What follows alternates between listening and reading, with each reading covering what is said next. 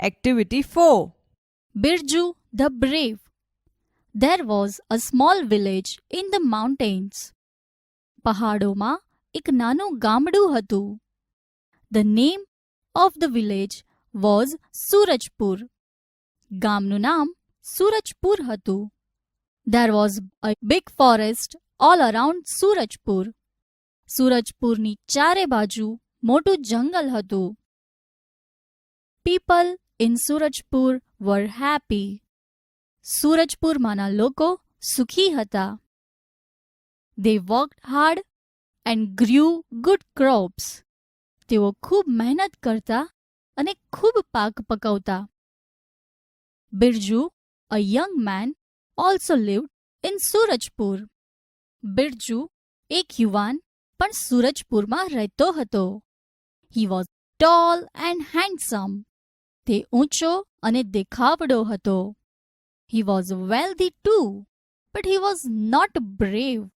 તે સમૃદ્ધ પણ હતો, પણ તે બહાદુર ન હતો. He was afraid of even a mouse. તે એક ઉંદરથી પણ ડરતો. He never went out at night. તે રાત્રે કદી બહાર જતો નહીં. The children teased him. બાળકો તેને ચીડવતા. Birju the coward. ડરપોક Birju. Once the village sarpanch received a note from some dacoits. એક વખત ગામના સરપંચને કેટલાક ધાડપાડુઓ તરફથી એક ચિઠ્ઠી મળી. We are coming to your village tonight. Keep all your money and ornaments ready. અમે આજે રાત્રે તમારા ગામમાં આવીએ છીએ. તમારા બધા નાણાં અને ઘરેણાં તૈયાર રાખજો. The sarpanch called the villagers. સરપંચે ગામના લોકોને બોલાવ્યા. He showed them the note.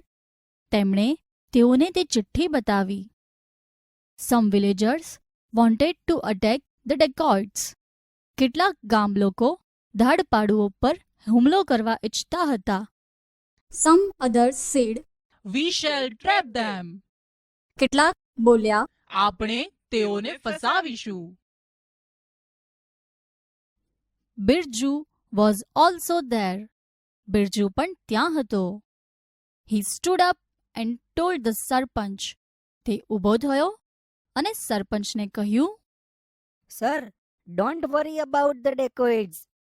I will teach them a lesson. સાહેબ, ધાડ પાડુઓની ચિંતા કરશો નહીં. હું તેઓને બોધપાઠ શીખવીશ. The villagers laughed. ગામ લોકો હસ્યા. What? You will teach them a lesson? Birju, you are afraid of even a small mouse. How will you teach them a lesson? શું? તું તેઓને બોધપાઠ શીખવીશ? બિરજુ, તું એક નાના ઉંદરથી પણ ડરે છે. તેઓને કેવી રીતે બોધપાઠ શીખવીશ?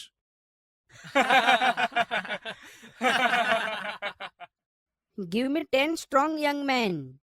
I have a plan. મને 10 સશક્ત યુવાન માણસો આપી દો. મારી પાસે એક યોજના છે. The sarpanch agreed. સરપંચ સંમત થયા. He asked 10 strong young men to go with him. તેમણે 10 સશક્ત યુવાન માણસોને તેની સાથે જવા કહ્યું.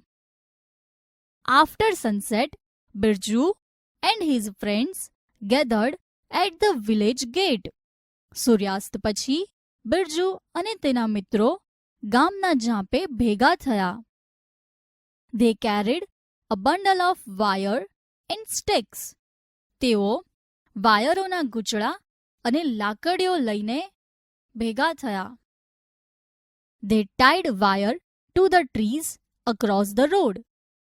તેમણે રસ્તાની બંને બાજુના વૃક્ષો સાથે તાર બાંધ્યા. Then they hid themselves behind the trees. પછી તેઓ વૃક્ષોની પાછળ સંતાઈ ગયા. It was dark. અંધારું હતું. They did not see anyone for a long time. તેઓએ લાંબા સમય સુધી કોઈને જોયા નહીં. Late at night the dacoits came on the horse back. મોડી રાતે ધાડપાડુઓ ઘોડે સવાર થઈને આવ્યા. They did not see the wire in the dark. તેઓએ અંધારામાં તાર જોયો નહીં. One by one they fell down. તેઓ એક પછી એક નીચે પડ્યા. Birju and his friends came out. Birju અને તેના મિત્રો બહાર આવ્યા. They caught the dacoits and tied them to the trees. તેઓએ ધાડપાડુને પકડ્યા અને તેઓને વૃક્ષો સાથે બાંધ્યા.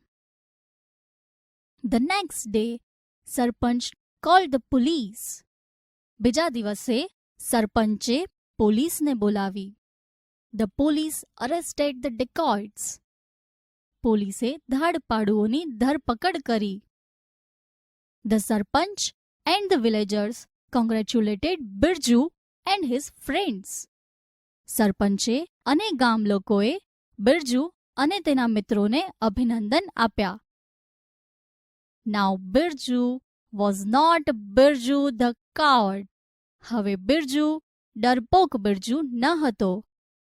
He was Birju the brave. તે બહાદુર બિરજુ હતો.